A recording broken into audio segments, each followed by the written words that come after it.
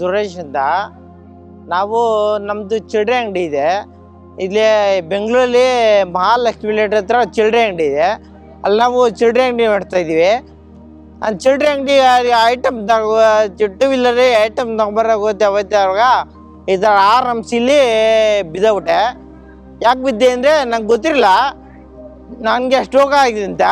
ಆದರೆ ಐಟಮ್ ಹಾಕೊಂಬರೋ ನಾನು ತಿಳ್ಕೊಂಡಿದ್ದು ಏನಂದರೆ ನಾನು ಐಟಮು ಜಾಸ್ತಿ ವೆಯ್ಟ್ ಹಾಕಿದ್ದೀನಿ ಅಂದ್ಬಿಟ್ಟು ಬಿದ್ದೋಗ್ಬಿಟ್ಟೆ. ಆದರೆ ನನಗೆ ಗೊತ್ತಿರಲಿಲ್ಲ. ಯಾರು ಬೇರೆ ಕಡೆ ಹೋಗಿ ತೋರಿಸಾಗ ಅವ್ರು ಹೇಳಿದ್ರು ನಿಮಗೆ ಸ್ಟ್ರೋಕ್ ಆಗಿದೆಯಪ್ಪ ಅಂತ ಹೇಳಿದ್ರು. ಆದರೆ ನನ್ನ ಸ್ಟ್ರೋಕ್ನ ಬೇರೆ ಕಡೆ ಎಲ್ಲ ತೋರಿಸ್ದೆ. ಎಲ್ಲಿ ತೋರಿಸಿದ್ರು ನನಗೆ ರಿಕವರಿ ಆಗಲಿಲ್ಲ. ಮತ್ತು ಮಾತು ಸರಿಯಾಗಿ ಬರೋಲ್ಲ.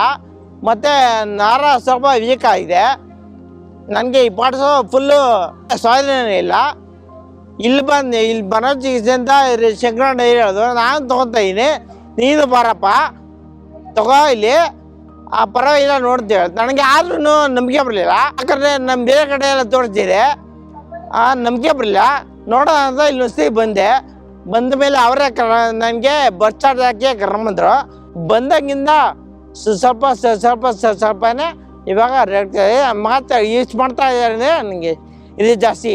ನಿಮ್ಗೆ ಯಾರು ಈ ಥರ ಆಗಿದ್ರೆ ನೀವು ಬನ್ನಿ ತಗೊಳ್ಳಿ. ಪರವಾಗಿಲ್ಲ, ಚೆನ್ನಾಗಿ ಕೊಡ್ತಾರೆ. ಎಲ್ಲ ಪರವಾಗಿಲ್ಲ, ಚೆನ್ನಾಗಿ ನೋಡ್ತಾರೆ. ಡಾಕ್ಟ್ರು ಸಿಬ್ಬಂದಿ ಎಲ್ಲರೂ ಚೆನ್ನಾಗಿ ನೋಡ್ತಾರೆ.